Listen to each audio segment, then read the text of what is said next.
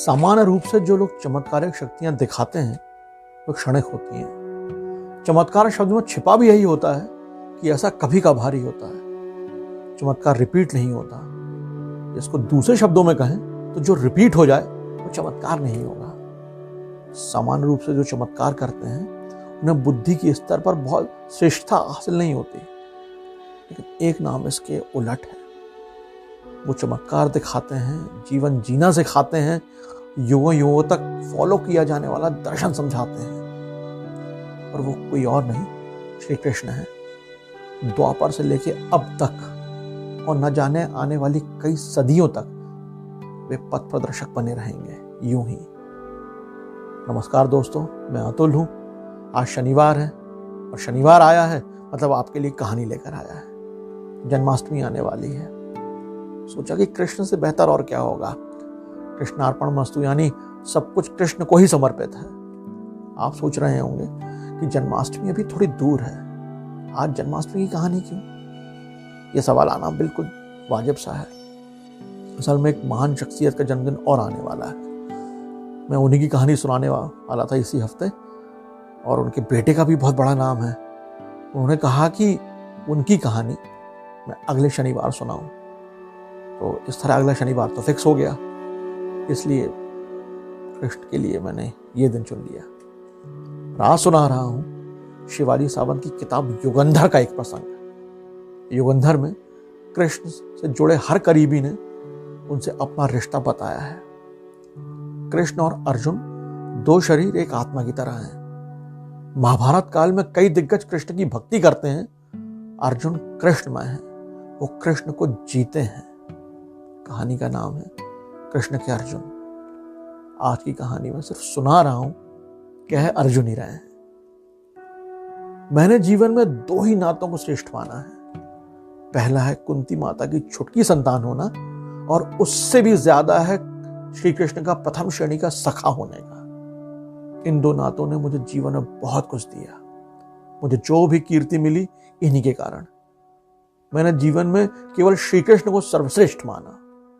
हर मनुष्य को अपने स्व पर गर्व होता है। स्व यानी खुद पर गर्व होता है, और मुझे इस बात पर गर्व था कि मैंने अपने स्व को श्री कृष्ण के चरणों में समर्पित कर दिया है। श्री कृष्ण बातें करते हुए मुझे उसकी आकाश जैसी ऊंचाई प्रतीत होती थी। वह मुझे आकाश की तरह व्यापक और असीम लगता था। जब द्रौपदी मेरे जीवन में आई तब उसने मुझे कृष्ण कहकर संबोधित करना ज्यादा सही लगा। उसे कृष्ण कहते समय कभी कभार आभास होता था कि उसके आकाश जैसे विशाल हृदय में अपने अस्तित्व के कण कण के साथ समा गया हूं। प्रायः मेरे सभी भाई और यादव मुझे पार्थ, धनंजय, फाल्गुनी, भारत, अर्जुन जैसे नाम से बुलाते थे। मेरे अर्जुन नाम का स्पष्ट अर्थ भी मुझे कृष्ण ने ही बताया था। कुरुक्षेत्र के सूर्य कुंड के तट पर हमारी पहली भेंट हुई थी। मेरी आंखों की गहराई में झांकते हुए उसने कहा था, अर्जुन नाम केवल तुझे ही शोभा देता है, दूसरा कोई इसके आसपास भी नहीं फटक सकता। अपने नाम पर अभिप्राय जान ले और सदैव ध्यान में रख। अर्जन करने का अर्थ है प्राप्त करना। इस जग में कीर्ति के दिलाने वाला जो भी ज्ञान है उसको अर्जित करने में ही तेरे जीवन की सफलता है। तब से वह मुझे अर्जुन कहता आया है हमेशा। कभी कभी वह प्रेम से मुझे सखा भी कहता था। मुझे अनुभव हुआ था कि जिस दिन वह मुझे सखा कहता था वह पूरा दिन मेरा असीमित आनंद में बीतता था। मुझे सूक्ष्म आभास हो गया था कि कुछ इने गिने व्यक्तियों को ही वह सखा मानता था, सखा कहता था। इनमें उसके सारथी दारुक, मित्र सुदामा, महात्मा विदुर, हस्तिनापुर के मंत्री संजय और उद्धव भैया का नाम आता है। मैंने उसे केवल द्रौपदी को ही सखा कहते हुए सुना था। माता कुंती और बलराम भैया ने कभी बताया था कि बचपन में उसने गोकुल में राधा को सखी कहा और माना था। खुद कृष्ण ने बताया था कि राधा की स्मृति में वो रोज शुभ्र धवल पुष्पों की वैजयंती माला धारण करता था।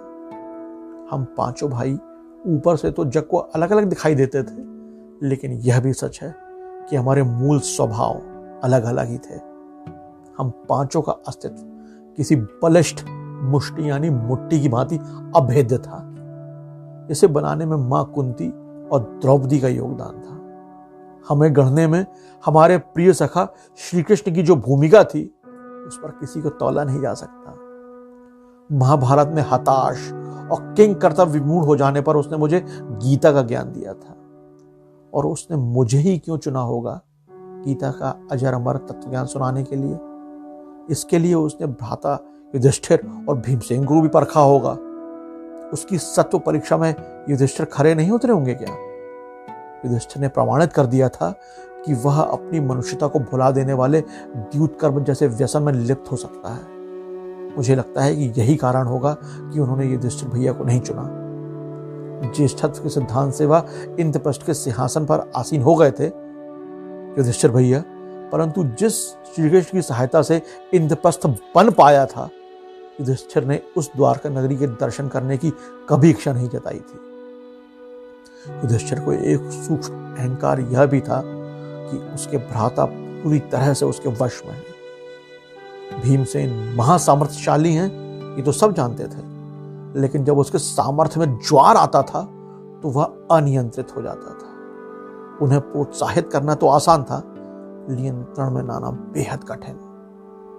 भोजन और निद्रा भीमसेन की कमजोरी थे, इसलिए श्री कृष्ण ने भीमसेन को भी गीता ज्ञान के लिए नहीं चुना।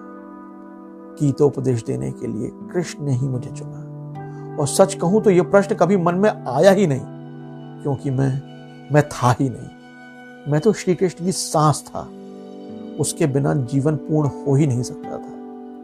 महायुद्ध के आरंभ में कुरुक्षेत्र की धरती पर उसने मुझे गीतोपदेश दिया। जो मुझे ज्ञात हुआ उसी में मेरे जीवन का सार निहित था। वह था श्री कृष्ण समूची मानव जाति के साध्य पर ध्यान देने वाले दृष्टा हैं और मैं उस साध्य का साधन मात्र हूं। उससे बात करते हुए वह मुझे गांडीव धनुष का महत्व समझाता था।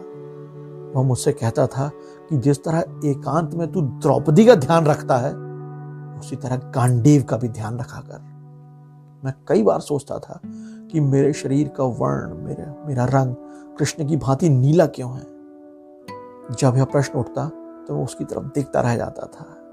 आखिर मैं उससे पूछ ही लेता, हे ऋषिकेश, तू कौन है? सच कह दे कि मेरा तुझसे नाता क्या है। वह रहस्यमयी मुस्कान बिखेर कर कहता, पार्थ, तू मेरा प्रिय सखा है। तेरी भांति मेरा एक और सखा है। मैं उसकी आंखों में झांकते हुए कहता, वो उद्धव देव है। तब वह अलग ही हंसी हंसता और कहता, मेरे मन में क्या है तू अचूक रूप से पहचान लेता है, इसलिए तू बस मेरा प्रिय सखा है। बस यही थी आज की कहानी। दोस्तों, ईश्वर को पाना असंभव तो है, नामुमकिन नहीं। ईश्वर हम सबके साथ है, हर समय, हर पल। वो पूरी तरह से आपका हो सकता है, बस आप उसे सब कुछ समर्पित कर दें। और यह आसान नहीं होता। सोचिए, विश्व का नियंता जिसका सारथी बना, वो कितना महान रहा होगा। अर्जुन ने सब कुछ समर्पित कर दिया और कृष्णमय हो गए। अपना सर्वस्व खोने से ईश्वर की झलक भी मिल जाए तो जीवन सार्थक हो जाता है। थोड़ा थोड़ा अहम गलाइए और उसके करीब होते चले जाइए। ज्यादा ज्ञानवाणी हो गई है तो माफी चाहता हूं। अगले शनिवार शाम 6 बजे आनी के YouTube चैनल पर फिर एक नई कहानी लेकर आऊंगा। तब तक स्वस्थ रहिए, खुश रहिए, अपनों के साथ रहिए और सुनते रहिए मुझे, यानी अतुल को। कहानियां अच्छी लगती हूं तो हमारा YouTube चैनल जरूर सब्सक्राइब कीजिएगा और अपनों से भी करवाइएगा। जय हिंद।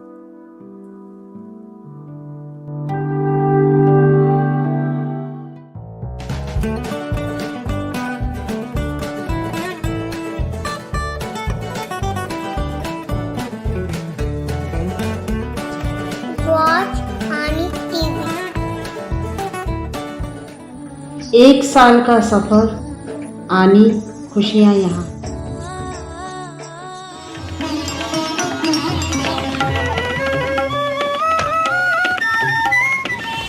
दो 2020 से ये कोरोना का संदेश लेकर घूम रहा हूँ, लोगों को जागरूक कर रहा हूँ।